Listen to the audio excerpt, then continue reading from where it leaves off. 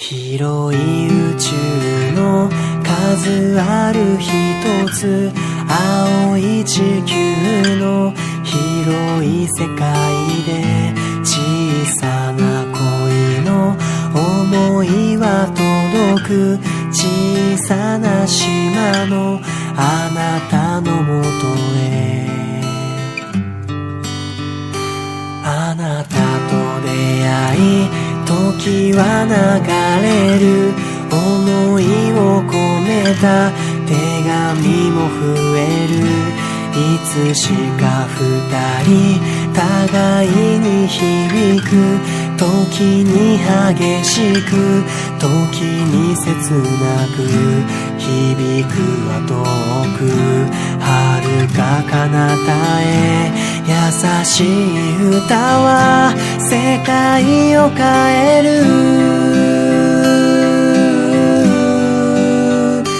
ほら、あなたにとって大事な人ほどすぐそ。Assalamualaikum warahmatullahi wabarakatuh. Perkenalkan, nama saya Betharina Natasha Febriani dan nama saya Herdiana Nurfaida.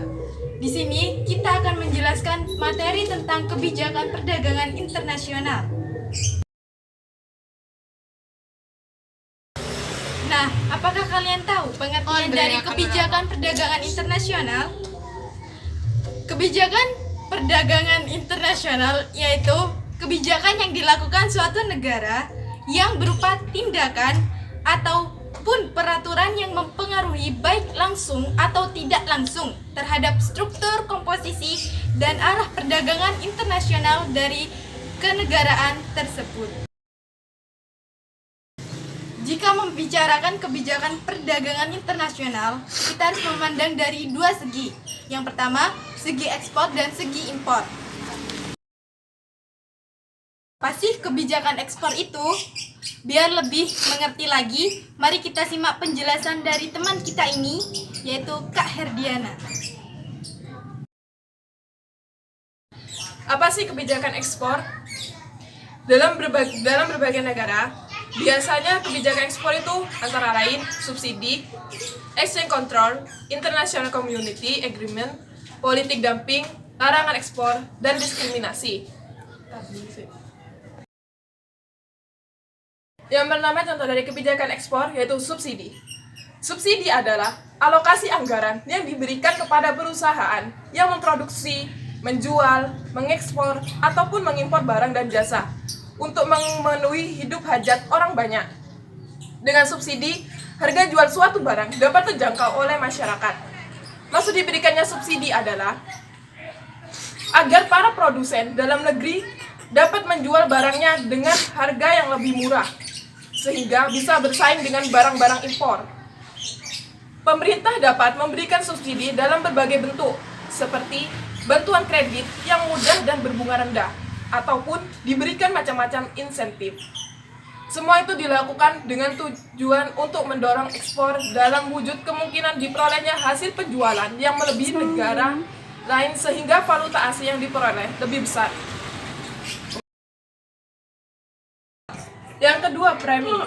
Premi dalam kebijakan perdagangan internasional berupa kemudahan-kemudahan yang diberikan oleh pemerintah kepada perusahaan dalam memudahkan ekspornya.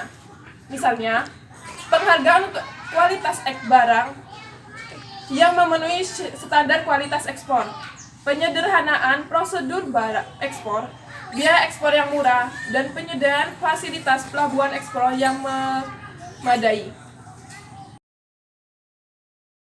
Yang ketiga, kontrol valuta asing atau exchange control. Yang di sebelah kiri kan, Kontrol valuta kelihatan asing anunya, adalah temboknya. jika pemerintah berusaha untuk mengatur alat-alat pembayaran luar negeri secara langsung, baik dengan berusaha untuk memegang monopoli pemilikan valuta asing, mengatur penggunaannya maupun mengatur tingkat kursnya.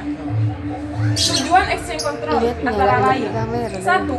Menutup kemungkinan ketidakseimbangan neraca pembayaran termasuk di dalam Tidak apa-apa ya. mengalir Pakai kacamata harus. Yang kedua, Miring ya. memudahkan penyelenggaraan rencana pembangunan nasional. Yang ketiga, melindungi industri dalam negeri. Yang keempat, meningkatkan pendapatan negara. Yang kelima, memperkuat posisi negara itu dalam melakukan bargaining untuk perjanjian-perjanjian perdagangan dengan negara lain. Dan yang terakhir, memperluas ekspor, terutama menghadapi negara-negara yang melaksanakan kontrak valuta asing. Yang keempat, International Commodity Agreement. International Commodity Agreement adalah perjanjian internasional yang biasa dilakukan oleh negara-negara pengekspor barang-barang yang sama. Hal tersebut dilakukan untuk memperkuat kedudukannya di pasar internasional dan menghilangkan persaingan di antara mereka sendiri. Biasanya, perjanjian semacam ini diadakan oleh negara-negara penghasil bahan-bahan mentah yang penawarannya melebihi permintaan di pasar dunia.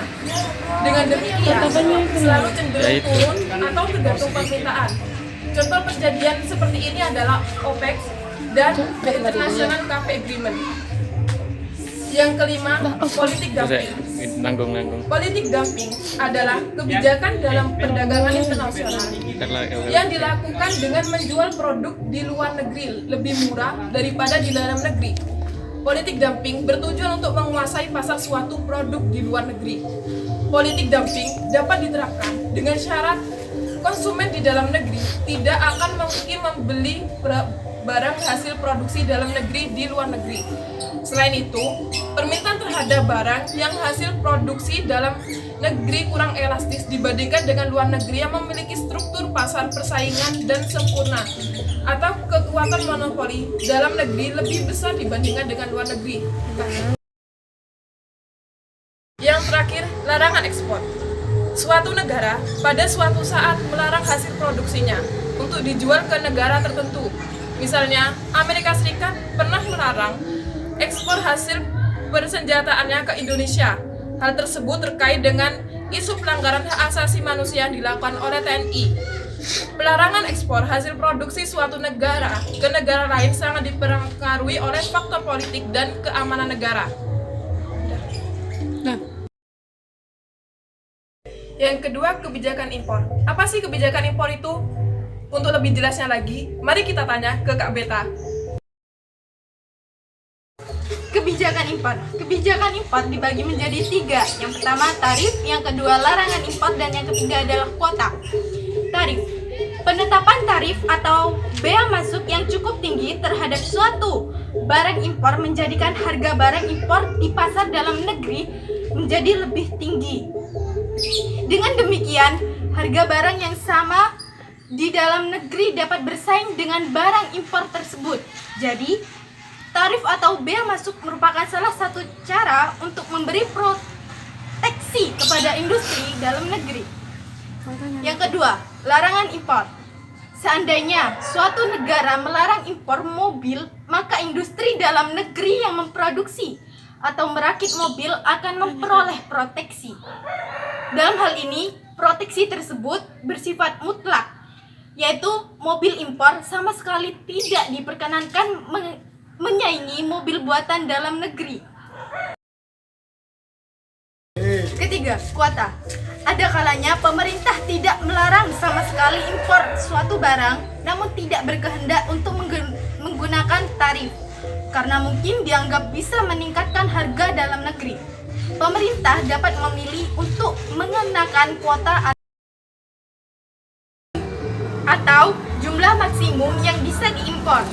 Kebijakan seperti ini pun dapat memberikan proteksi kepada industri dalam negeri.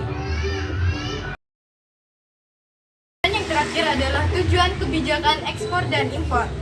Biar lebih jelasnya, mari kita simak penjelasan dari Kak Dian. Action. Tujuan kebijakan ekspor dan impor. Yang pertama, mengendalikan ekspor dan impor. Setiap negara dapat menggunakan kebijakan perdagangan internasional untuk mengendalikan ekspor dan impor. Kebijakan perdagangan bebas berusaha meningkatkan ekspor dengan cara menghapus hambatan perdagangan, sedangkan kebijakan perdagangan proteksionis berusaha meningkatkan ekspor antara lain dengan cara menurunkan tarif ekspor. Yang kedua, meningkatkan pertumbuhan ekonomi. Bagi negara maju, perekonomian akan tumbuh dengan baik bila hasil produksi yang melimpah dapat diekspor ke berbagai negara. Sebaliknya, bagi negara berkembang, perekonomian akan tumbuh dengan baik bila negeri bisa melindungi industri dalam negeri. Di antaranya dengan cara memberlakukan kuota impor atau batasan impor, atau bahkan larangan untuk mengimpor barang tertentu. Dan yang terakhir, menyehatkan neraca pembayaran. Untuk menghindari defisit kekurangan dalam neraca pembayaran, negara dapat menggunakan kebijakan perdagangan proteksionis sebagai salah satu alat. Caranya yaitu berusaha meningkatkan ekspor dan sekaligus menekan impor dengan berbagai cara, seperti memberlakukan kuota impor, tarif impor, dan larangan impor. Sekian materi yang dapat kita bahas, kurang lebihnya minta maaf. Assalamualaikum.